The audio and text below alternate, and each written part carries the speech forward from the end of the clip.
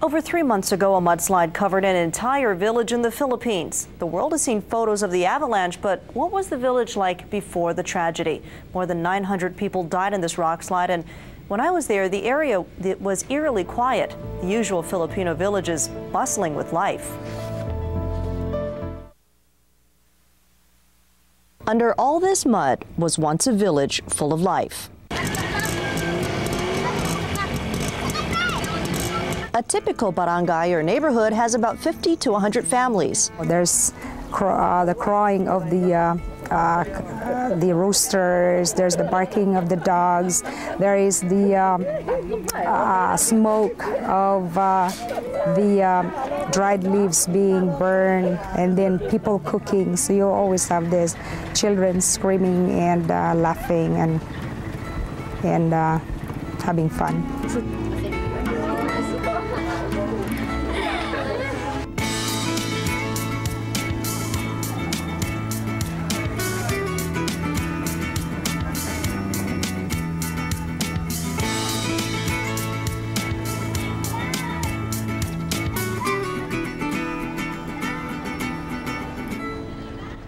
Friendly kids describe a typical teenager life. Watching TV, reading, writing, all here in barangay living people all here know each other, not unlike in the city, didn't know each other yet. Then we have also here fiesta. Do you have that? We have also a party like disco, and during fiesta we have that. We even got an impromptu serenade. Narito ang awit ko, ibibigay. There's a lot of people that came in your barrio just to enjoy the fiesta. A family invited us in for lunch. What will you there? Kanang we make fire? How kanang mag-fry of fish? A few minutes and it's done. How many times have you heard this in Hawaii? Finish. Rice. Let's eat rice. Sounds of life in a typical Filipino country village. Thanks to video journalist Tim McRobert, who traveled with me on that trip. And just a bit of history, the name barangay derived from the large outrigger canoes the early ancestors of modern Filipinos used when traveling from island to island. Tomorrow, we have a story about love and loss. Be sure to join us for KHNL News 8 first at 5 as we solve the mystery that emerged from the tragedy. An envelope is found, pulled from the ruins of the mudslide, addressed to a Hawaii man. Who is he and who did he know in the Philippines? Tune in tomorrow for the answer. One that was very surprising. This one is more plot twist than the Da Vinci Code.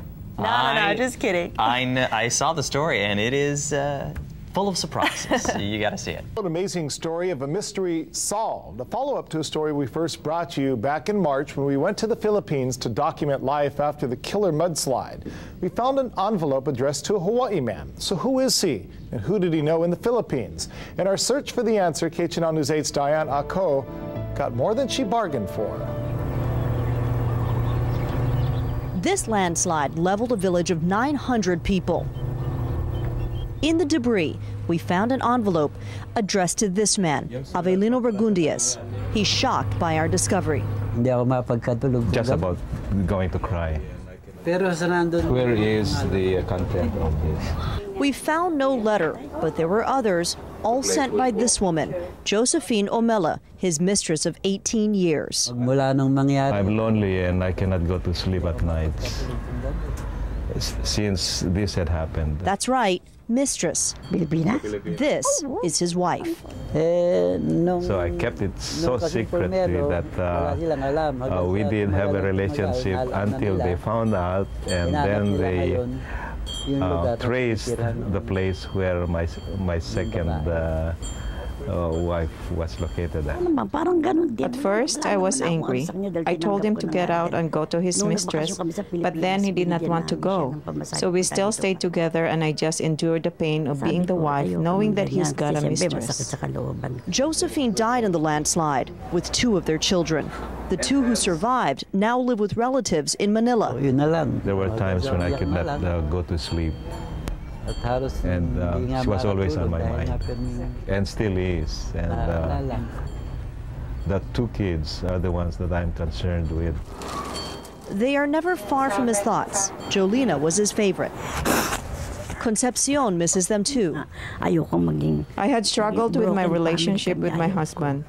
Through it all, I still loved him, and I had considered his children my children. Why did Concepcion accept his second family? I did not have hard feelings of her becoming the second love of my husband. I thought there's nothing I can do but go on with my relationship with my husband. For years, Concepcion raised children who weren't even her own. All the children called me mother. While Avelino juggled two relationships, this is why she did it. She says she took her vows for better or for worse. And she meant it. Diane, KHNL News 8. I wish them a lot of happiness. Yeah, some story.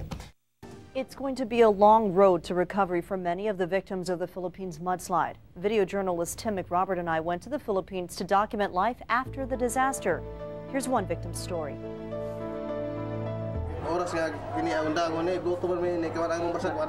Rice farmer Arsenio Hapsol passes the time by talking to his roommates at the evacuation center.